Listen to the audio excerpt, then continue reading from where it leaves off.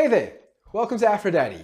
Now, I was going to do a completely different video this week with my normal setup, but I encountered repeated problems with mics and recording equipment, and I just gave up on that video for this week. I'm going to do the video again next week. It'll come out. It's going to be pretty funny and very interesting, I hope. But that's for next week. One of the things I did want to talk about, and I have actually been wanting to talk about for quite a while, is the whole idea of the deadbeat dad. Because on the podcast that I record with Julie called Ask Aphrodaddy, where we answer all your questions about life, the universe, and everything, one of the questions we got a couple of weeks ago was, how do I get my husband off the couch and engaging with the family? You know, the question was really about how to get dads more involved in the day-to-day life of what's going on in the household. There's something that really concerned me about that question, though, because it was very aggressive and accusatory. You know, it was a very shame on you for not getting off the couch and being more involved. And I realized that this person who asked the question, as well as myself, and I think most of us, we've never really investigated what society says to men about fatherhood and compared that to what it says to women about motherhood. Look, I'm going to probably use the word patriarchy. In fact, I'm going to use the word patriarchy right now, and I'm sorry about that, but it's really the only way I can explain it, because patriarchy tells women about how they should behave, about the things they should do, about what is expected of them in the society, right? It's a lot more complex than that, but that's a couple of things that it does. It does that especially with motherhood. It tells them what moms should be like. It tells them that they should be moms, that that's the best thing that they could be, as opposed to anything else. And I think that's wrong, by the way. I don't think we should be dictating to anyone what they should be. But it also kind of does that with men. You know, it tells men what fathers should be like. And if you really think about a man's journey from non-fatherhood to fatherhood, and you investigate all of the messaging that they get along that journey, you'll start to realize that we're kind of set up for failure. You know, so if you think about when it starts, when they find out they're going to be a dad, the messaging that men get is that they're going to lose out. They're going to lose out on their time, their money, their freedom. Women are told that this is exciting, this is wonderful. They bring life into the world. What a precious gift. And then as the pregnancy progresses, that messaging kind of gets reinforced for both men and women. You know, for women, it's exciting, it's exciting. Oh, wow, you're glowing, you're so brave. For men, it's you're losing out, you're going to lose out on sleep. This is going to be terrible. Oh, good luck. You know, you better enjoy your last few months of freedom. And that's not great for either of them. And then at some point, the mom gets a baby shower where she showers gifts, she's treated like a princess, she's told that she's amazing, and she's wished good luck by all her friends and family, and that is important. That should definitely happen. I think every woman should be made to feel like she's supported on her journey to motherhood, 100%. But compare that to what men get, which is nothing, right? They very rarely get any message of support.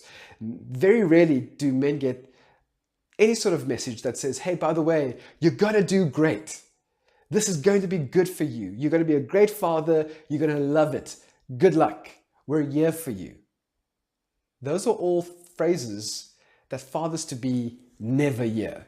And then when the baby arrives, you know, there's a lot of emotions that come with the baby. In fact, all of the emotions that come with the baby. Happiness and joy and fear and anxiety and stress and worry and all of those things. But the mom is allowed to experience those emotions. You know, she's allowed to be scared and to be happy. She's told that she's so brave for doing what she's done. That she's an inspiration, that she's going to be a wonderful mother, and look how beautiful your child is. Again, completely deserved. That's how we should be talking to moms who have just had a child.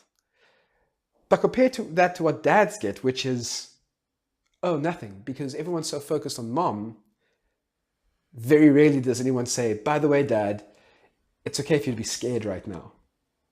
By the way, dad, it's okay for you to feel a bit anxious about this new life that you're in charge of, that you're responsible for.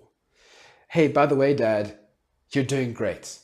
If anything, the only thing men get told after their partners just had a baby is that they have to now ignore all of their own feelings, they have to ignore all their own wants, and they have to be a complete servant to this woman who has just given life to their child. And I'm not saying that's 100% wrong. I think the role that dads take in that period is a very servant kind of position. But the way it's phrased is that you are second best. You are second rate. You are a second class parent compared to mom. And for the next few months, that messaging is constantly reinforced as moms who might be a little bit anxious about their child doesn't want to hand the child over to dad for a few hours or for a day. Or when they do, it comes with a whole list of instructions because you are not able to look after your own child. It comes from other people. I've literally had one of my crying babies taken out of my arms without asking permission first by a woman who just assumed that because I was a dad, I couldn't look after my own crying child. Now, what do you think that tells men? Right? For a period of anything from a year to 2 years, you're constantly being told that you're not good enough. You're constantly being told that you don't have what it takes to be a parent. You're constantly being told that you are a second-class parent compared to mom. What do you think that does to men? Is it maybe any surprise that a lot of men kind of just go, well, you know what?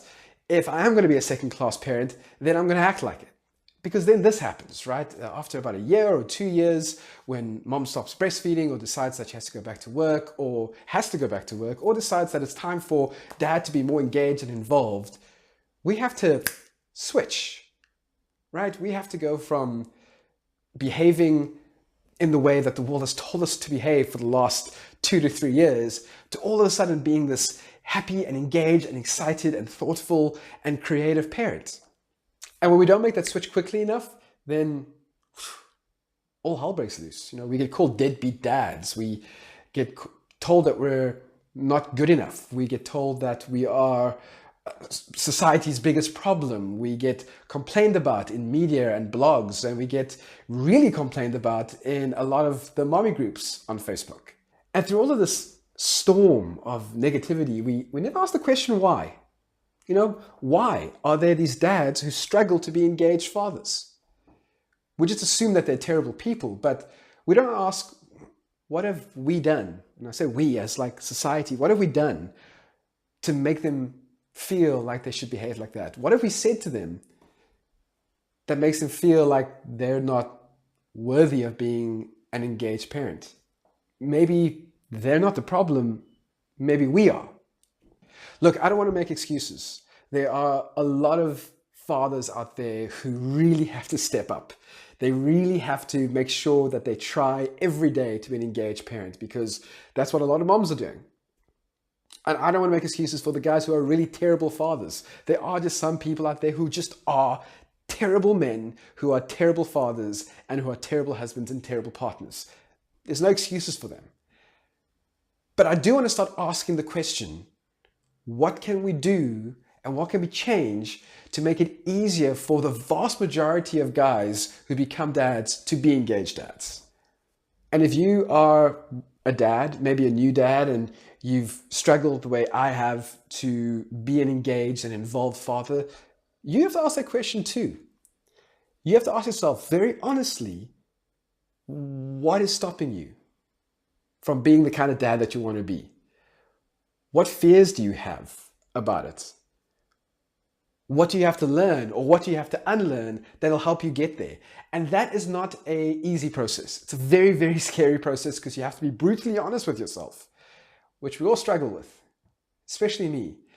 So yes, it is a very scary process to go through for both moms and dads, but it's something that's well worth doing because our children's future is at stake.